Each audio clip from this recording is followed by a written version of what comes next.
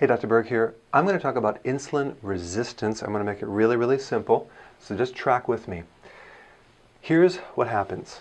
Your pancreas, which is located on the left lower quadrant right by your rib cage, makes a hormone called insulin, and insulin responds to sugar. In other words, it's triggered by sugar or anything that turns into sugar.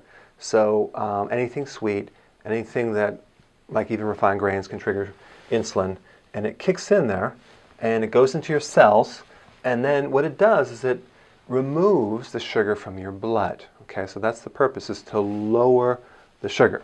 All right, normally in our blood we need about 100 milligrams per deciliter, and basically that means is you can just focus on the 100. So when you get your sugar test in your blood, it should be like a 100. The goal is to make it 100. Anything higher is bad, anything lower is bad. We need it 100. When it's at 100, you're at your mental best. You're feeling the best, but when it goes high, you get what's called diabetes. So diabetes is a high sugar situation. When the blood sugars go low, that's hypo sugar or hypoglycemia. Okay, that's kind of a pre-diabetes state. So when I was 12, I had hypoglycemia. I remember skipping a meal and feeling really dizzy and irritable and cranky, playing outside, and like, I don't know what it was. But of course, I was living on pure sugar. I would raid the cupboards and eat pure sugar all the time. So that's really what causes hypoglycemia, is because what happens is you eat all this sugar and we get this hyperreactive high insulin state, which is it's gonna like take a sledgehammer and push that sugar right down. So we're gonna end up with low sugar, irritable, cranky, craving, dizzy, all those things. Okay, so now what happens over a period of time when you're hypoglycemic over a period of time, your body doesn't like that. So it's going to say stop. So it's going to try to protect itself, and it's going to turn off the receptor, the thing that receives. So it's going to ignore that insulin response. So it's not going to receive it anymore. Someone's talking, but no one's listening, and that's called a downgrade or a blocked receptor. So it doesn't receive as much as it did before. And that's what insulin resistance is, because it's your body, your cells are resistant. It's inhibiting this absorption because it's saying, dude, why you keep eating sugar? Would you please stop? And what happens when this happens is it forces insulin to go higher because it's compensating. It's on a feedback loop here. So insulin resistance forces your body to make more insulin to create the same effect, because without this insulin, the sugar stays high, and your body does not like that. So it has to lower it somehow. So it's just gonna wear the pancreas out. All right. So diabetes is really a situation where you have high sugar and it won't come down to 100. All right. We already passed the hypoglycemia thing. We're doing type 2 diabetes is insulin resistance, and because of the you've been eating too much sugar, and when this becomes like that, your body protects you, and several things happen as a consequence, in addition to jacking up more insulin. Number two, you're going to be hungry. Why? Because insulin has a few other purposes. It not only lowers the sugar in your blood, but it also helps you absorb the nutrition in your cells. So the nutrients of fatty acids, proteins, vitamins. So without insulin, you can't get this nutrition in your cells. So guess what? You're gonna be hungry all the time. You're not going to be satisfied. You eat, but it doesn't really go in. So you have this fat person that's starving to death. You can't get healthy like that. And then all of a sudden you're going to crave carbs like crazy. And just so you know, if you're craving carbs or sweets, it is literally impossible to burn fat. So every time that you're craving, you're not burning any fat. Don't worry, I'll show you how to fix that. So we got cravings, hunger, and decreased nutrition. And that's why over a period of time, diabetics end up with all sorts of health problems. They go blind. They get their feet start getting destructive nerves, so it's called peripheral neuropathy. They get tingling in the feet and the hands, and they just kind of go downhill. And then also, this condition is going to prevent the storage of sugar. It's called glycogen, which basically is the stored sugar in your liver and your muscles. So we need that to live off of when we're sleeping, between meals. And so if we can't store the sugar as much anymore, what happens is we end up having all sorts of problems of storing more fat. If we're not storing sugar, we have to store more fat. So you're going to keep getting fatter and fatter and fatter. And also, in between the meals, because you can't have a storage of sugar, you're going to have too many highs and too many lows. So it's going to come up and down too much. It's the storage of that sugar that maintains a nice level sugar. So, and especially noted when you get up in the morning after not eating for 8 hours. Okay, so there's a couple things I want to cover. Let's go back to this sugar. We need 100 milligrams per deciliter. That would equal about 5 grams of sugar. That's like a heaping teaspoon of sugar in your entire body. On an average person, they only need a teaspoon of sugar, but not consuming sugar, but from the food that converts to the sugar. Even protein and fat can convert to sugar. So we need about 1 teaspoon of sugar. We don't need more than that.